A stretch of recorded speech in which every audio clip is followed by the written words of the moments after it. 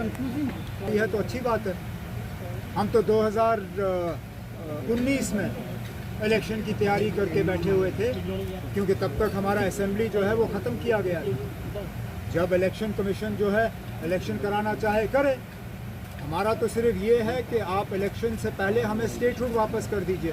बाकी लड़ाइयाँ हम सुप्रीम कोर्ट में लड़ते रहेंगे, चाहे वो मुझे ख़त्म करने दीजिए ना, चाहे वो 370 को लेके हो, चाहे जो भी 5 अगस्त 2019 को हुआ उसकी लड़ाई जो है हम सुप्रीम कोर्ट में लड़ते रहेंगे।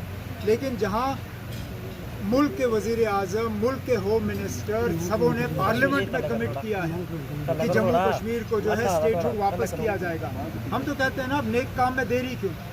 आप इलेक्शन से पहले स्टेटहुड का ऐलान करिए, जम्मू कश्मीर को फुल स्टेटहुड रिस्टोर करिए और शौक से इलेक्शन कराइए ना, हमें क्या एतराज़। अगर नहीं होता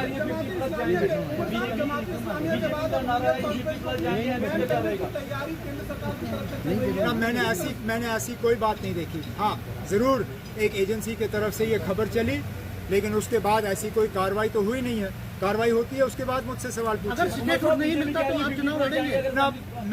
आप मुझे अच्छी तरह से जानते हैं ना, मुझे 20-22 साल हो गए सियासत में।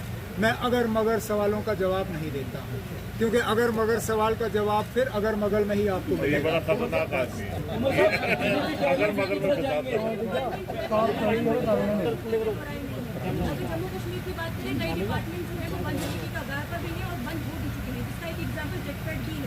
क्या आप मानते हैं कि आने वाले समय में इस तरह की अनएम्प्लॉयमेंट जो स्तर है वो लगातार बढ़ता जाएगा जम्मू कश्मीर में? शुक्र है आपने ये सवाल किया।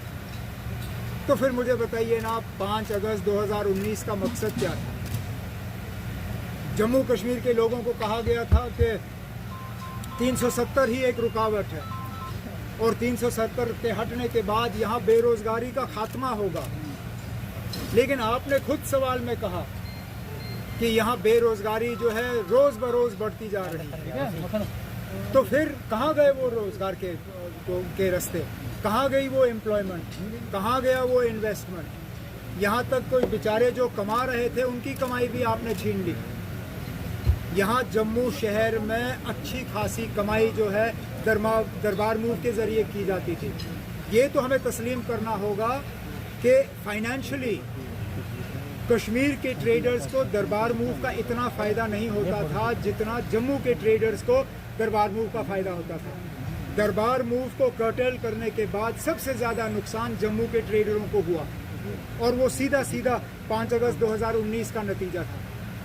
तो मैं फिर मजबूर होता हूँ ये सवाल करने पे कि बताइए जनाब, 5 अगस्त 2019 का फ़ायदा पहुँचा किसको?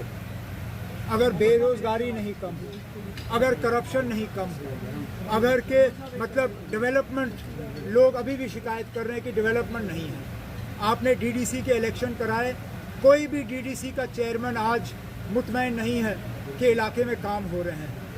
तो बताइए ना, 5 अगस्त के बाद आपने हासिल क्या किया? Answerable for Mehbooba Mufti Sahiba. 1 minute.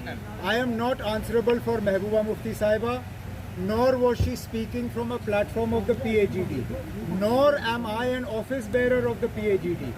I am here in my capacity as the J&K National Conference Vice President. If there is something you want to ask me about my party and my party's leadership, I'll be more than happy to answer. I am not answerable for anything Miss Mufti says or does on her own party platform. Dr. Saab yesterday said that he regrets. Dr. Saab yesterday said आपको मौका मिला था। Brother क्या कर रहा है यार? आगे क्यों आ रहा है? मैंने 10 बार समझा चुका हूँ यार। भी तक कर दिया हो ये गया। एक से मुझे इनका सवाल सुनने दीजिए। क्या तोड़ देगा भैया? मेरी देखना कहाँ पे यार? इसी से I think it's important that you draw a distinction between privatization and monetization. Monetization is giving an asset on a lease, but not transferring the ownership of that asset. I see no reason why I should be opposed to a scheme that is looking to monetize an asset that is otherwise not being able to give me a suitable return. If these same assets were being privatized, I would then have questions to ask the government. But as far as monetizing an asset is concerned, if the ownership of that asset is not being transferred and the government is able to earn from an asset that is otherwise dead, I support any scheme that will allow the government to raise revenue without putting the burden on the everyday people. My opposition is to the heavily taxed fuel, the way you are taxing petrol, the way you are taxing diesel, the way every day gas cylinder prices are going up. I am opposed to that. I would not oppose a scheme that allows you to monetize an asset without transferring ownership of that asset. Yes, I hope that the process that is followed is a transparent one, that it is not only friends of the BJP that benefit from this scheme. There should be an open, transparent bidding process. Let those the people who succeed in that bid come forward. Let those assets be monetized and let the benefit of that come to the people of India. आपको लगता है कि क्योंकि वो कह रहे हैं कि वो बदल गई है, क्या आपको लगता है एंगेजमेंट शुरू करनी चाहिए, उनके साथ मौका देना चाहिए? आप कहते हो एंगेजमेंट शुरू होनी चाहिए या नहीं? एंगेजमेंट तो कर रहे हैं। ये तो आज की खबर है कि कतर में आप एक दूसरे से बात कर रहे हैं। अगर आप बात कर रहे हैं तो फिर आप मुझसे क्यों पूछ रहे हैं कि होना चाहिए? आप तो कर रहे हैं। आप कैसे देखते हैं उसे? मौका देना चाहिए उनको। लेकिन आप सुनिए, either Taliban is a terror organization or it is not. Please clarify to us how you see the Taliban. Is the Taliban a terror organization? If it is not, will you move in the United Nations to have it delisted as a terror organization? Because right now you are presiding over the United Nations Security Council. If it is a terror organization, then how do you distinguish between Taliban and other terror groups? If it is not a terror organization, then please move in the United Nations to have it removed from that list of terror organizations. Let their bank accounts start functioning and let's not treat them differently. But you can't have different yardsticks for different organizations. If they're a terror organization, why are you talking to them? If they are not a terror organization, why are you banning their bank accounts?